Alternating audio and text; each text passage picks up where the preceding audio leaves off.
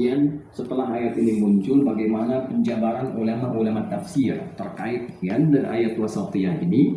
Lalu yang ketiga, seperti apa implementasi yang menjadi kurikulum kehidupan yang dipandu oleh Al-Quran lewat penjelasan Nabi Muhammad SAW dalam mewujudkan wasatiyah ini sehingga bisa sukses dunia dan akhirat. Kurang lebih 3 pokok bahasan itu yang insya Allah kita uraikan. Baik Bapak Ibu sekalian, pertama karena tafsir saya kembalikan kepada referensi tafsir dulu. Kitabnya namanya Ma'alimut Tanzil yang lebih dikenal dengan tafsir Al-Baghawi, karya Imam Al-Baghawi. Beliau nama aslinya Abu Muhammad kunyahnya, kemudian disebut dengan Husain bin Mahmud bin Muhammad karena berasal dari Al-Baghawi, maka dikenal dengan Imam Al-Baghawi, wafat tahun 510 Hijrah.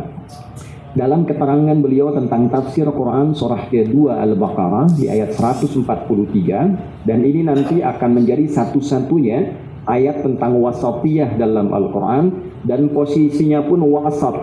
Nanti kita terangkan. Disebutkanlah asbabun nuzul tentang turunnya ayat ini. Satu kali sahabat Mu'adz bin Jabal radhiyallahu taala anhu, seorang Ansar, itu berhadapan dengan orang Yahudi, kemudian didebat. Saat didebat itu tentang peristiwa pemindahan arah kiblat yang tadinya mengarah ke Baitul Maqdis di Palestina, kemudian turunlah firman Allah Subhanahu wa taala yang kelak dicantumkan di Al-Baqarah ayat 144, "Qad nara taqalluba wajhika fis sama' falanuwalliyannaka qiblatan tardaha fawalli wajhaka syatral masjidil haram." Maka didebatlah oleh orang Yahudi itu ya kepada Mu'adz bin Jabal radhiyallahu taala anhu dengan mengatakan, "Oh, ini Nabi kamu ini sudah menyalahi ketentuan terbaik dari nabi-nabi sebelumnya yang kiblatnya semula menghadap ke Baitul Maqdis. Ini kan kiblatnya kiblat terbaik. Ini kan kiblatnya posisi yang paling strategis. Karena nabi-nabi sebelumnya pun mengarah kiblatnya ke situ. Sekarang kok tiba-tiba berpindah kepada kiblat yang lain, ke arah Ka'bah di Mekah. Bukankah ini Baitul Maqdis ini wilayah yang tempatnya terlahir orang-orang terbaik, generasi terbaik, nabi-nabi terbaik, orang-orang terbaik?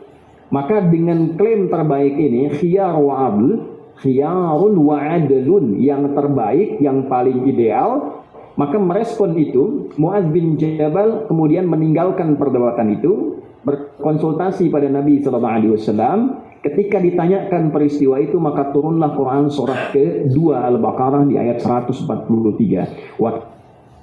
Allakum ummatan wasata litakunu syuhada'a 'alan nasi wa yakuna ar-rasulu 'alaikum syahida wa ma ja'alna al-qiblata allati kunta 'alaiha illa lina'lama man yattabi'u ar-rasula mimman yanqalibu 'ala aqibaihi wa in kanat lakabiratan illa 'ala alladhina hada Allah wa ma kana Allahu liyudhi'a imanakum innallaha bin-nasi lara'ufur rahim." Jadi saya bacakan bukan ingin menunjuk saya hafal, bukan. Tapi Al-Quran memberikan jawaban yang komprehensif dari mulai latar belakang pertanyaan, dari mulai inti persoalan, sampai menjelaskan yang terbaik itu. Nah, ketika orang Yahudi punya perspektif yang terbaik itu yang hebat, yang di lingkar tempat dia tinggal ekosistemnya lahir orang-orang hebat, orang baik, justru Al-Quran memberikan perspektif yang terbaik itu bukan yang seperti itu. Ukurannya bukan tempat, ukurannya bukan orang, tapi diberikan ukuran oleh Allah secara komprehensif dengan turunnya ayat ini. Apa ukuran Rabbani yang Allah turunkan di sini? Wa kadzalik, dan demikianlah tentang pengalihan kiblat itu yang menjadi isu sahabatmu disoal, engkau disoal. Ja'alnakum ummatan wasata, sesungguhnya di balik hikmahnya untuk mengantarkan kalian menjadi umat yang terbaik yang berkehidupan di muka bumi. Ja'alnakum ummatan wasata. Jadi ketika Allah merespon, menyampaikan dulu latar belakang, kemudian menyimpulkan bahwa ukuran kebaikan itu bukan pada tempatnya, bukan kepada orangnya, tapi ketika memiliki sifat yang dengan sifat itu dibawa ke tempat manapun, tempat itu jadi yang terbaik. Jadi tidak harus ukurannya menghadap ke tempat Baitul Maqdis, tidak. Dibawa ke tempat manapun, ke Jogja, dibawa wasatiyah itu jadi baik Jogjanya, dibawa ke Solo jadi baik Solonya, dibawa ke Banten jadi baik Bantennya, dan dengan wasatiyah inilah kemudian Islam dibawa ke berbagai tempat dan merubah tempat itu menjadi mencerahkan dan berkemajuan. Jadi risalah berkemajuan itu tidak akan terpisahkan dari sifat wasatiyah. Ya, sambil contoh begini sebelum kita masuk ke kata wasat. Ya, ibu masih ingat gak Nabi itu hijrah dari Mekah kemana? Ya, Yathrib, bukan Madinah ya Pak. Ya, bukan Madinah, ke Yathrib. Dan lihat bagaimana Yathrib sebelum Nabi hijrah. Kondisinya ekonomi di bawah resesi, dimonopoli oleh Yahudi. Secara konflik sosial itu sudah merata. 200 tahun Aus dan Khazraj itu tidak bisa damai. Tipu menipu sudah biasa. Sehingga pasarnya Yathrib itu disifati oleh orang Arab viral pada masa itu nomor 2 terburuk di Timur Tengah. Nomor 2 terburuk di Timur Tengah. Tapi ketika Nabi datang membawa ajaran wasatiyah dengan semua lingkup komprehensivitasnya dan diajarkan dalam tatanan masyarakat sosial pada saat itu, dipandu implementasinya oleh Al-Quran, dari mulai menyatukan Ansar Muhajirin, membangun pusat peradaban dari masjid, maka yang terjadi apa? Dalam durasi yang sangat singkat, tidak butuh 100 tahun tadi seperti yang diurai Prof. Hamim, itu Bapak Ibu sekalian, hanya durasi 2 tahun berkembang jadi kota yang mencerahkan, punya sifat berkemajuan sehingga viral di kalangan masyarakat. Ini bukan suasana biasa lagi, ini sudah kota. Kalau ada orang hebat di situ, jujur di situ, pasar yang adil di situ, orang-orang berkembang dengan bagus dan mencerahkan, maka disifatilah itu menjadi kota yang berkemajuan dan penuh dengan kecerahan. Al-Madinah Al-Munawwarah. Maka yang ini saya katakan, dibawa kemanapun sahabat ketika Nabi meninggal, tersebar 12.000 orang, ke tempat manapun itu selalu dibawa manhaj wasati dan tempatnya maju, punya peradaban. Dibawa ke Afrika Utara jadi provinsi, ya, kemudian gubernurnya Musa bin Nusair, pangdamnya kemudian Tariq bin Ziyad, diminta bantuan sampai ke Iberia yang dulu dikenal dengan Andalusia. Maka bagaimana yang tertinggal di barat itu dibangun, maju, punya peradaban. Indonesia di titik lemah, ketika Sriwijaya juga lemah, Majapahit lemah, kemudian datang orang-orang Islam membawa kecerahan ke wilayah Nusantara, maka tumbuh berkembang berkemajuan. Ya, dengan kerajaan-kerajaan yang dipimpin kemudian oleh sultan, pendamping-pendamping keislaman yang disebut dengan sunan, dan berkembang. Nah, jadi sifat inilah yang kemudian jika dibawa kemanapun, termasuk dalam lingkup kehidupan bersyarikatan Muhammadiyah, ketika diisi dengan sifat wasatiyah yang benar, sesuai kurikulum yang diajarkan Nabi SAW, maka secara otomatis nilai ini akan mengantarkan pada sifat kecerahan yang berkemajuan. Ini mukaddimahnya Ustaz, mohon maaf. Kita belum mulai ini ya. Nah, maka apa yang disebut wasatiyah? Bapak Ibu sekalian, wasatiyah itu ada 3 unsur di dalamnya. Ada wasatun, ada ya nisbah, ada ta menunjuk karakter sifat. Wasat itu apa? Ada wasatun, ada waspun, itu berbeda. Ya, ada wasatun, ada waspun. Jadi kalau ini ada kotak tisu, misal ukurannya 20 cm. Kalau kita ambil tengahnya, kira-kira tengahnya berapa senti? Nah, kalau kita ambil tengahnya, misal 10 pas 10. Yang tidak condong kanan, condong kiri, itu wasat namanya. Wasat. Tapi kalau Anda memilih 9, masih di 9, maka agak cenderung condong beratnya ke yang 11. Ya? Ini disebut waspun namanya. Jadi ada waspun, ada wasatun, itu berbeda. Waspun kelihatan tengah, tapi masih agak condong ke sisi bagian. Ya, wasatun tengah-tengah persis yang tidak ada condong di antara keduanya, kanan dan kirinya. Nah, ayat tadi di Al-Baqarah ayat berapa tadi? 143. Kalau surah Al-Baqarah jumlahnya berapa? 286. Kalau 286 ambil tengah-tengahnya berapa?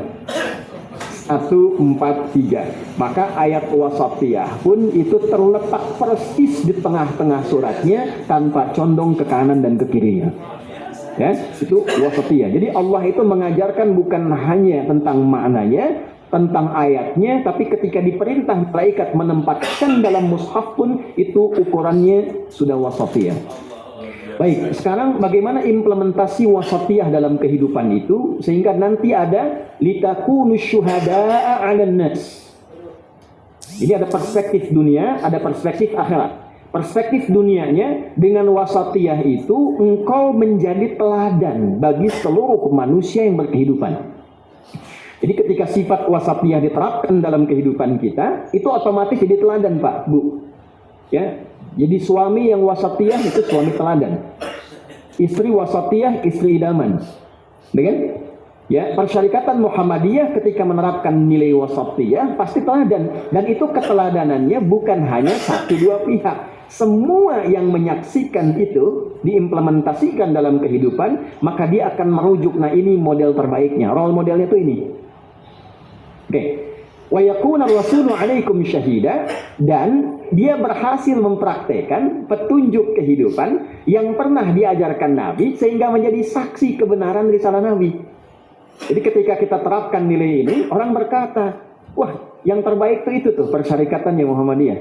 Di bidang ekonomi yang diteladani itu tuh prinsipnya Muhammadiyah. Ya, di bidang kesehatan, oh kalau mau manage kesehatan itu tuh yang terbaik Muhammadiyah. Kalau ditanya dari mana sumber inspirasi memanage ini jadi bagus, maka Anda katakan Nabi yang mengarahkan kami, membimbing kami dengan pedoman komprehensif sehingga kami jadi seperti ini. Maka jadilah saksi kebenaran risalah yang dibawa Nabi Muhammad SAW. Nah, dalam konteks kehidupan di dunia ini, Bapak Ibu sekalian, sangat jarang didapati sifat wasatiyah ini. Ada yang cenderung materialistik, dunia saja. Ada yang cenderung akhirat saja.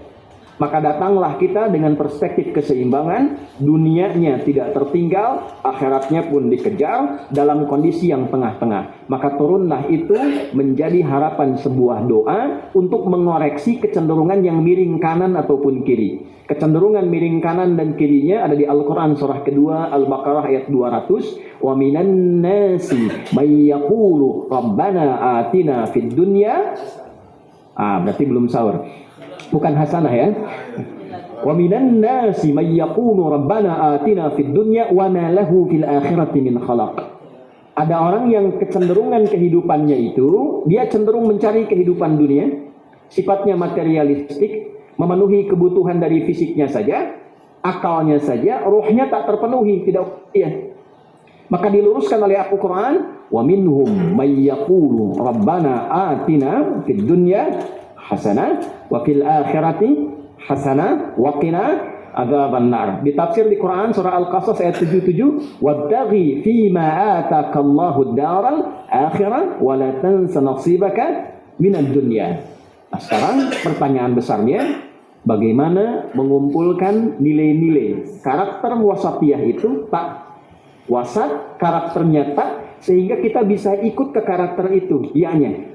Dan terhimpunlah wasatiyah dalam kehidupan kita menjadi umat yang ideal. Maka disinilah kita akan memulai bahasan kita, kurang lebih ada 12 menit ke depan di inti pembahasan kita. Jadi saya antarkan dulu ke maknanya, baru kita dalami tafsirnya. Kita belum mulai Pak, ini mukadimah kedua izin.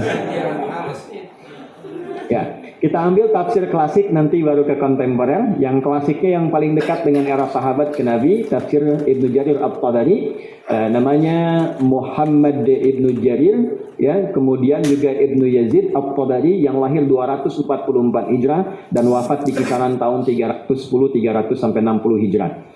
Baik Bapak Ibu sekalian, secara singkatnya ini, karena di Muhammadiyah itu kan seringkali kita ngajinya berkemajuan gitu ya. Jadi tidak harus detail satu-satu, tapi kita bisa kumpulkan perspektifnya di sebuah panduan. Secara singkat, seluruh ayat Al-Quran, saya ulangi, seluruh ayat Al-Quran yang diturunkan oleh Allah Subhanahu wa Ta'ala kepada Nabi Muhammad SAW, yang dimulai turun keseluruhan dari mulai sejak awal diturunkan ke langit dunia berupa 30 juz, dan ini disebutkan dengan kata anzala. Nanti turun ke dunia secara bertahap, ini dengan menggunakan nazzala. Jadi ada beda dua kata nanti, ada anzala yunzilu, ada nazzala yunazzilu. Kalau di Quran disebutkan anzala untuk Al-Quran, itu turun dari lauh mahfud ke langit dunia. Ini yang disebut dengan peristiwanya malam Al-Qadar, Lailatul Qadar, turunnya Al-Quran dari yang tertinggi Lauh Mahfuz ke langit dunia. Makanya menggunakan kata anzala, inna anzalnahu fi lailatul qadar. Ya. Kemudian syahrul ramadhan alladzi unzila fihil Quran, di bulan Ramadan kejadiannya, malamnya malam Al-Qadar turun penuh 30 juz. Nanti ketika diturunkan ke Nabi untuk membimbing umat secara bertahap dengan kurikulum Quran itu, maka berubah diksinya dari anzala menjadi nazzala. Nanti untuk membedakan dengan sifat turunnya Taurat kepada nabinya, sifat turunnya Injil kepada nabinya, kalau keduanya langsung sekaligus, Al-Quran bertahap. Sekali menjadi kurikulum kehidupan. Itu nanti kita temukan di Ali Imran, ayat yang ketiga. Nazzala alaikal kitaba bil haqqi musaddiqan lima bayna yadayhi. Nah, kemudian setelahnya, perhatikan kalimatnya. Wa anzalat Taurata wal Injil. Taurat dan Injil pakai anzala, Al-Quran menggunakan nazzala. Nah, ketika diturunkan keseluruhan ini 30 juz, 114 surah, itu seluruhnya ditegaskan oleh Allah bukan bacaan biasa. Bukan sekedar dibaca, tapi sifatnya hudan, pedoman berkehidupan yang mengantarkan manusia, siapapun yang berinteraksi dengannya, pada kemajuan yang mencerahkan. Syahrul Ramadhan alladzi unzila fihi al-Quran hudan linnas. Perhatikan statementnya. Hudan linnas wa bayyinatin minal huda wal furqan. Jadi ketika Al-Quran diturunkan, hal pertama yang ingin dideklarasikan oleh Allah dalam Al-Quran, ini kitab pedoman hidup. Ini kurikulum. Jadi kalau benar-benar dipraktekkan setiap ayatnya dari Al-Fatihah sampai An-Nas dikeluarkan menjadi kurikulum kehidupan dan sifatnya disebut dengan wasatiyah tadi, pasti ujungnya itu apa yang kita sebut dengan berkemajuan. Ujungnya itu pencerahan. Ya, ini poin pertamanya. Membaca itu pintu pembukanya. Dan di Al-Quran nanti ditahapkan menjadi 3 tahapan. Ada qiraah, baca tanpa menuntut pemahaman. Yang penting bisa baca dulu sebagai gerbang pengetahuan. Ya, turunannya kan dulu ada Iqra, ya. Tokoh Muhammadiyah sempat bikin buku Iqra itu ketika mengaji kepada Syekh Dahlan Zarkasi yang di Semarang, yang pencetus qiraati itu, ya. Kan di Iqra tidak dituntut paham, Pak, Bu. Yang penting bisa baca kan? Ya, a fata a fa fata fa lam doma u lu apa lu, ya. Tapi kan nggak dituntut paham kita. Ya. Setelah itu muncul tilawah kan? Tilawah itu bagaimana membaca, memahami dan mengimplementasikan pemahaman itu sesuai dengan kebutuhan hidup kita.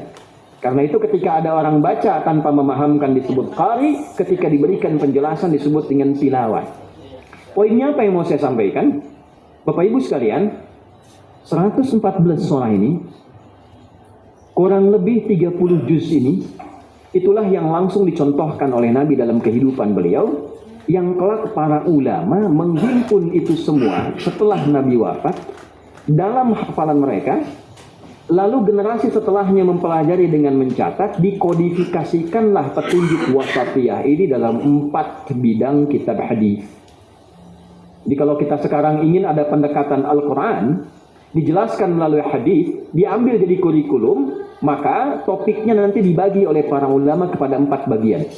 Nanti saya tutup dengan pendekatan tafsir kontemporernya. Ya. Jadi kalau nanti kita ingin jadi teladan dalam kehidupan di dunia, karena sifat wasatiyah itu, di berbagai aspek kehidupan, bahasa gampangnya gini Pak Ibu, keluarkan ayat-ayat Quran sesuai dengan pilihan dan aktivitas kehidupan kita. Kita menjalani bidang apa, keluarkan ayatnya. Kita fokus di bidang apa, keluarkan kurikulum Qurannya. Nanti praktikal penjelasan itu, lihat Nabi bagaimana membimbing menjelaskan ayat itu. Dipraktekannya seperti apa. Maka dari itulah kemudian ada ulama yang fokus menggali secara komprehensif tema umum, dibikin topik-topik umum. Diklasifikasikan ayat Quran berdasarkan topik kehidupan yang umum. Dalam bahasa Arab namanya jami'ah. Maka datanglah Al-Imam Al-Bukhari misalnya, mengarang kitab namanya Al-Jami As-Sahihul Musnad Al-Mukhtasar min umuri Rasulillahi sallallahu alaihi wasallam wa sunanihi wa ayyamihi. Coba ulang itu. Karena panjang kita singkat dengan Sahih Al-Bukhari. Tapi yang penting begini, ini bukan perspektif persoalan hadis sahih atau bukan. Ulama itu ketika membuat judul, menerangkan di judul itu tentang maksud tulisannya ini apa isinya. Kitab saya beda dengan Abu Daud itu di mana? Kitab saya dengan At-Tirmidzi bedanya apa? Yang saya ini kata Imam Al-Bukhari, kitabnya jami, kumpulan tema-tema komprehensif tentang kehidupan. Yang isinya Al-Musnad, saya telusuri sumbernya bersambung ke Nabi semua. Jadi bukan perspektif beliau. Dicari, ini sumbernya dari Nabi, tema ini. Sambil contoh kita tentang puasa nih, Pak Ibu. Ya, pernah dengar hadis kan bau mulutnya orang puasa itu lebih wangi di sisi Allah dibandingkan minyak kasturi, kan? Atau dari mana itu dari Nabi? Ya, maka Imam Al-Bukhari mendapatkan hadis ini dari Abdullah bin Maslamah. Abdullah bin Maslamah mendapatkan hadis ini dari Malik. Malik mendapatkan hadis ini dari Abi Zinad. Abi Zinad mendapatkan hadis ini dari A'raj. A'raj mendapatkan hadis ini dari Abu Hurairah. Abu Hurairah mendapatkan hadis ini dari Nabi Muhammad sallallahu alaihi wasallam. Dicantumkan oleh beliau dalam topik puasa Kitabus Shaum, topik nomor 30, halaman nomor 280. Subtopiknya di babnya nomor yang kedua. Jadi ada topiknya topik 30, subtopiknya 69 subtopik, hadisnya 121 hadis. Ditempatkan pilihannya, disusun runtutannya sampai ke Nabi, mukhtasar dijelaskan dengan singkat, min umuri Rasulullah sallallahu alaihi wasallam, dari semua kegiatan Nabi yang bisa dijangkau oleh Imam Al-Bukhari. Nanti ketika beliau nggak sampai jangkau, Imam Muslim muridnya datang. Yang belum di Al-Bukhari apa? Ketika nggak sampai Imam Muslim, datanglah Al-Hakim Naisaburi. Disusulkan dengan syarat Al-Bukhari dan Muslim. Nggak ketemu karena keduanya meninggal. Disusulkan dengan dua syaratnya disebut dengan Al-Mustadrak. Al-Musnad, Al-Mukhtasar min umuri Rasulullah sallallahu alaihi wasallam wa sunnihi wa ayyamihi, dan keseharian Nabi. Jadi diamati topik apa yang disusun dari sifat wasatiyah Nabi yang menjadi petunjuk dalam Al-Quran sehingga bisa diteladani dalam kehidupan harian Nabi. Maka muncullah 97 topik. Jadi kalau kita implementasikan wasatiyah dalam kehidupan, mana di sini yang PKU misalnya, ya kan? Bidang kesehatan. Keluarkan ayat-ayat tentang kesehatan di Al-Quran. Lihat dalam hadisnya. Buka babnya, ada di kitab apa itu. Pelajari nilainya. Maka kita temukan ayat kesehatan di Quran dibagi 3. Ya, sesuai dengan kebutuhan pokok kemanusiaan. Ada sehat fisiknya jasmani, ada sehat akalnya aklani, ada sehat jiwanya ruhani, sehat jiwanya. Ini 3. Ya, yang sakit fisiknya disebut dengan daun, obatnya dawa. Baik ya, sakit mata misalnya, fisiknya silahkan, obatnya bagaimana? Nabi tuntun tuh. Ya, ini kamu berobat ke dokter secara medis. Supaya ada riset. Datang orang mengadu ke Nabi, ya Rasulullah, saya sakit, mohon doa, minta ke Allah sembuhkan. Kata Nabi, datang ke dokter. Oke? Orang itu berkata, Anda kan Nabi, kalau berdoa pasti dikabulkan. Iya, tapi pengabulan Allah dititipkan di tangan para dokter.